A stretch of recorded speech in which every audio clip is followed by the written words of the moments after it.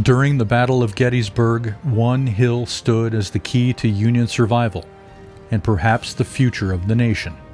The events that unfolded on and near this hill were marked by acts of heroism, desperate gambles, and the fierce clash of wills. It was a pivotal moment in a war that had already torn a nation apart. Today we take a look at Little Round Top and the fierce battle that took place here on July 2nd, 1863. A battle reeling with heroes, some you may know and some you may not, but all of whom played a pivotal role in the war that reformed a nation. So if you're curious, let's take a walk through history.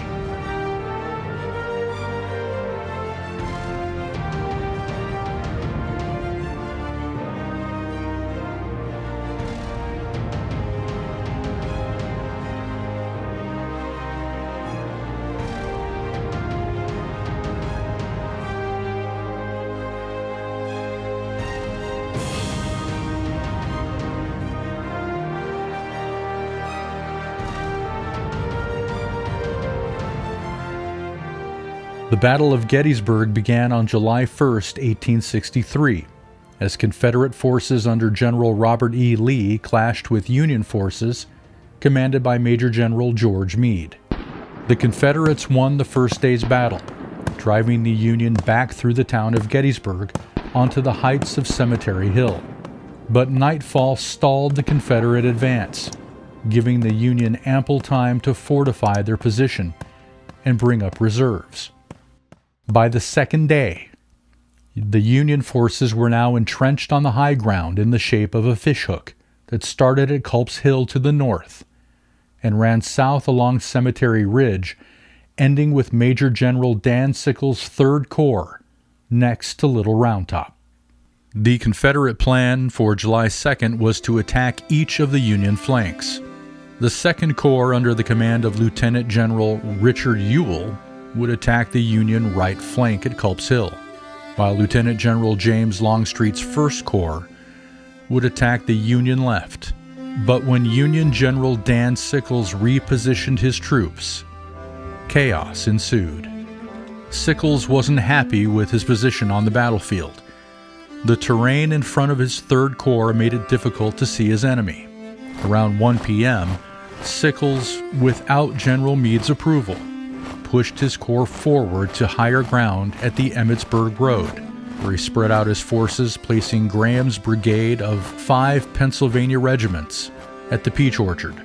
Sickles also used Big Round Top as the endpoint of his corps, placing part of Ward's brigade in Devil's Den and Rose Woods. But doing this created a problem for Sickles. In order to push forward as far as he did and connect with General Hancock's 2nd Corps on his right, he had to spread his army too thin. And to make matters worse, if the Confederates could gain the heights of the hills on the Union left, they would now have the high ground and could rout the entire Army of the Potomac. Little Round Top, a rocky, partially wooded hill rising 650 feet above the surrounding terrain, was now the Confederates' focal point.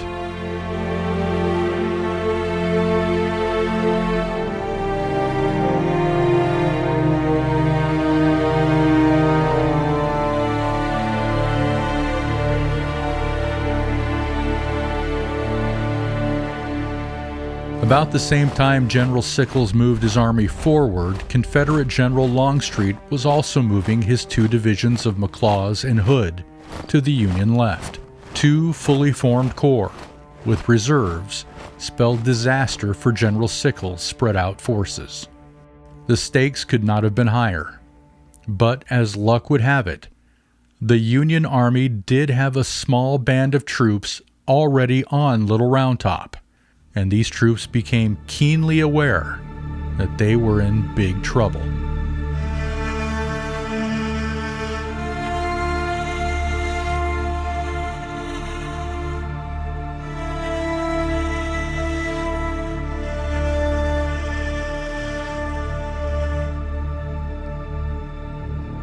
Captain James Hall of the U.S. Army Signal Corps, stationed on Little Round Top, caught a glimpse of large numbers of Confederate troops moving behind the cover of ridges and trees beyond Seminary Ridge.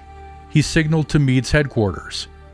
A heavy column of enemy infantry, about 10,000, is moving from opposite our extreme left. It was this communication that hastened Brigadier General Gouverneur K. Warren, Chief Engineer of the Army of the Potomac, to Little Round Top to investigate.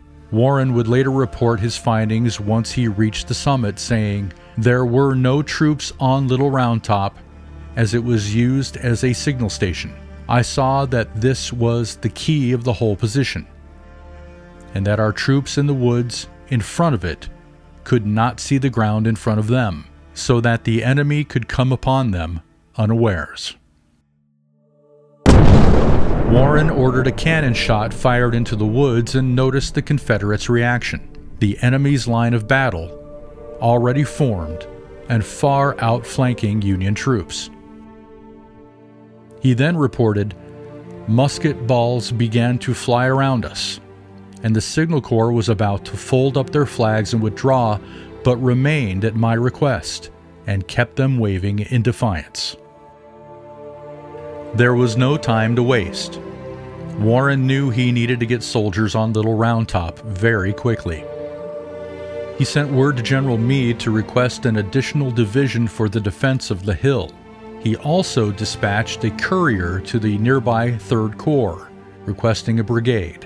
That courier ran into Colonel Strong Vincent, who, without hesitation or authorization, diverted his brigade to the hill. Around 4 p.m., the Confederates stepped out of the tree line and began their march towards Sickles. At the same time, Vincent hurried his troops to Little Round Top. The race was on to see which army would gain this position first.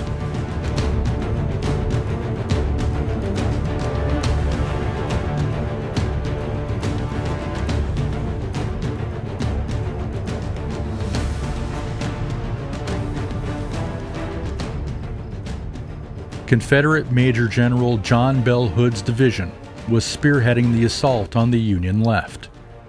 According to a letter from Hood to General Longstreet several years after the battle, around 4:15, as the Confederates reached the peach orchard near Emmitsburg Road, cannon fire from either the 1st or 4th Battery from Sickles' Corps struck Hood in his left arm, fracturing his radius. Hood, bloody and battered, was taken from the battlefield on a litter.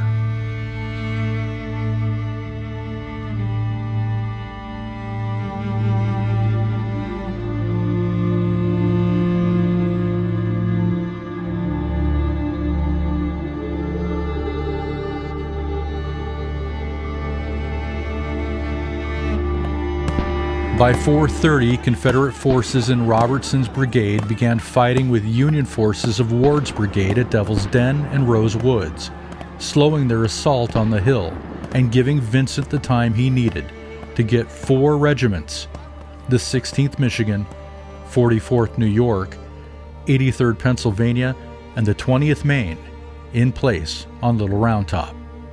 One of the most storied battles of the American Civil War was at hand. Colonel Joshua Chamberlain's 20th Maine faced an unenviable task.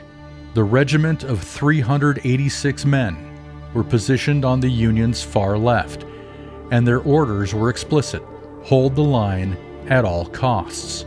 Should they falter, the entire Union flank would collapse. Chamberlain, understanding the gravity of the situation, addressed his men with calm resolve. "Stand firm," he urged. "We must win here or die."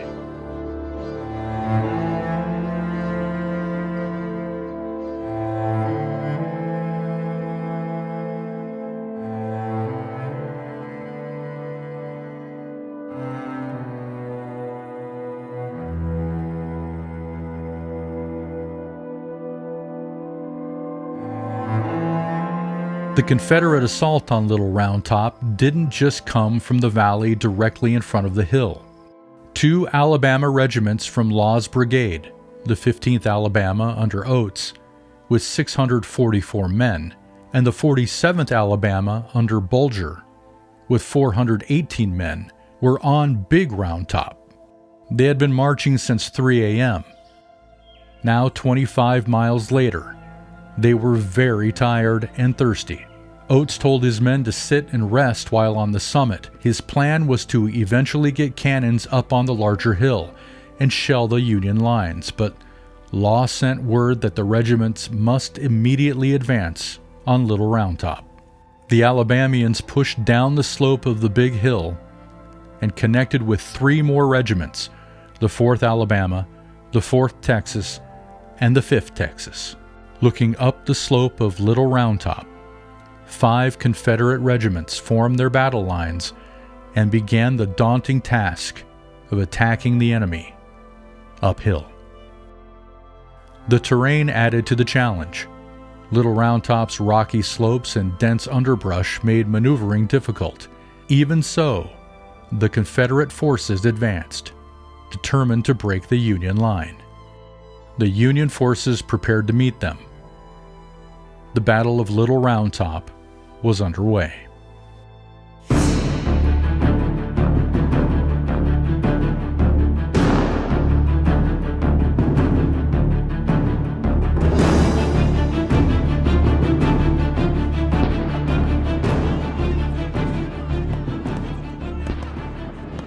To the right, the 415 men of the 4th Texas moved up the rocky slope and engaged the 263 men of the 16th Michigan in an attempt to break the Union flank. The field of fire here was wide open, as trees were cut down on the western slope before the battle. Without this additional cover, Michigan began to waver. Then tragedy struck. Strong Vincent, rallying his men under fire, shouted, "Don't give an inch." Then he was struck by a bullet. The wound was mortal. Smoke and confusion engulfed Little Round Top. Colonel James Rice of the 44th New York took Vincent's place as brigade commander and continued to rally the troops. But things were beginning to look bleak as Union lines on the right began to falter.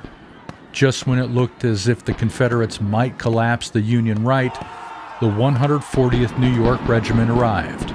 The 526 men of the 140th New York, led by Colonel Patrick O'Rourke, stabilized a wavering Michigan line, driving back the Texans and securing the Union right.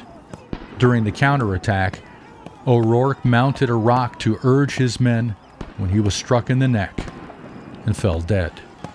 In the center, the fighting was brutal and chaotic. The 460 men of the 44th New York and the 308 men of the 83rd Pennsylvania faced relentless attacks. The Union forces threw lead down the hill at the attackers. Texas and Alabama returned fire. For the Confederates, the 5th Texas, with its 409 men, took the heaviest casualties of all the regiments engaged at Little Round Top. Over half of this regiment would never return home. On the Union left, the 47th Alabama scaled the slope and engaged the 20th Maine. Meanwhile, the 15th Alabama maneuvered even further down the line to the extreme left of the Union Army.